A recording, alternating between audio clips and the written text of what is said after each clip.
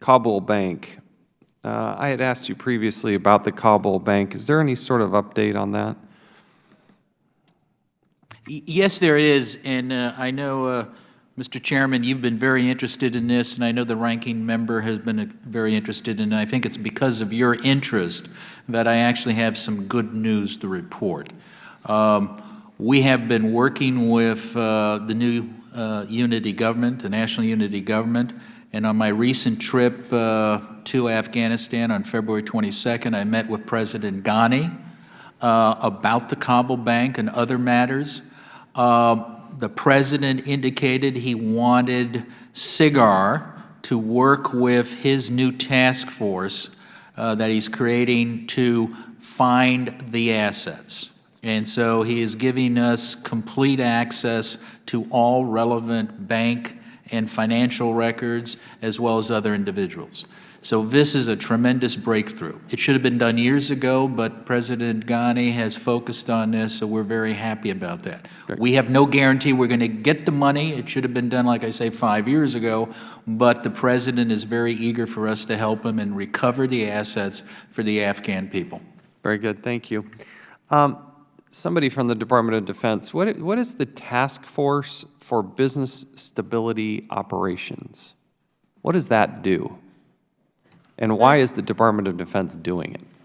We are not anymore, sir. The Task Force for Stability, for Business and Stability Operations closed its doors at the end of 2014, and we are no longer engaged in the kind of business that TFBSO did.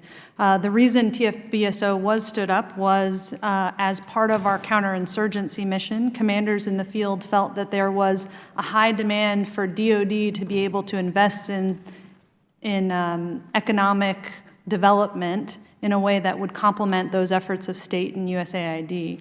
And that was the theory behind the case, sir. Look, I believe in our United States military. I think they can do anything if they're given the mission and the tools to do it, but I worry that we ask the Department of Defense to go in and do things that is not core to their mission. We're great warfighters at the Department of Defense, but to go in and start doing business operations is maybe a bridge too far. Of all the projects you have on your plate, of all the projects moving forward, what is not related to military or the building up of security forces in Afghanistan? So with the closing of TFBSO, I think that the projects that I'm most aware of are those that are associated with the Afghanistan Infrastructure Fund. And those are about infrastructure projects associated with the electric grid and completing power transmission lines, for instance. Those are projects we undertook starting several years ago, and we're just trying to finish out those projects. And they're projects that we do in coordination with USAID, given the security environment and the expertise that the Corps of Engineers brings to the table. I think, sir, also just one addendum, we are also continuing to do work on the Kajaki Dam, which is also a core competency of the Corps of Engineers.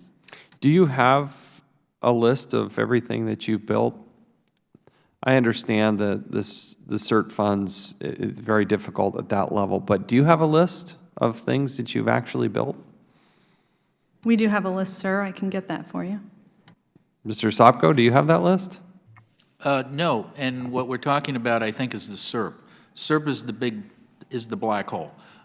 We build a lot, and it's not just digging ditches. We build schools, clinics, and a bunch of other things. And we don't really have that central database. We don't have a central database, nobody does, of all the work that was done in Afghanistan. GAO has found that, and we have repeatedly found that, and we've made recommendations. There should be a central database of all reconstruction projects.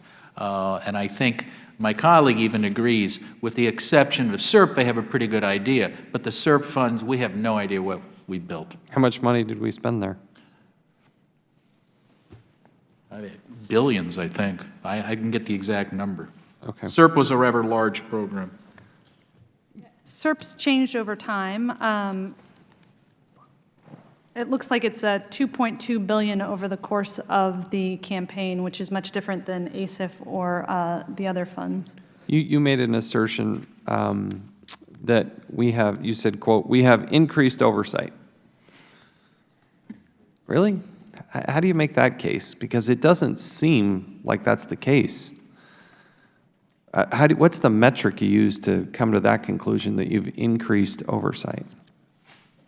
Well, sir, I talked earlier about some of the lessons learned that we have undertaken to increase the kind of oversight that we've provided for various projects. I think in the field, given the volume of projects that we're undertaking, we have better oversight, and we have a more competent Afghan partner who's grown their capability over several years. I don't know if my colleagues from the engineering world would be able to tell in more specifics how they have done that with specific projects. Yes, sir. So for construction projects, when we arrived there in 2002, there was almost no construction industry in Afghanistan in the sense that we would think about construction contracting, and there was very little construction engineering capability. Let me ask you a simple question. Do you have a picture of every project that we've ever done? I suspect the Corps of Engineers has a picture of every project we've built, yes. Yeah, that's one thing I've been asking for years, more, and quite frankly, from the State Department. It just seems that in today's digital world, we can take a picture that's at least some oversight that we actually built something.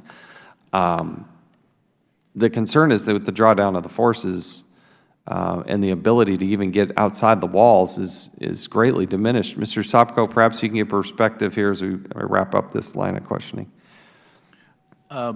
It's harder to do oversight now. We have the largest oversight presence of any of the IGs or the GAO, but it's a security situation we're dealing with. Now, we haven't just given up and walked away.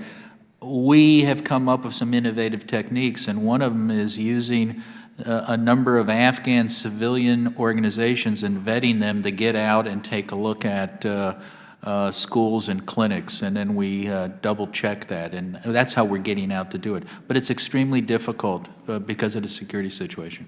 All right, let's now recognize Mr. Carter of Georgia for 5 minutes.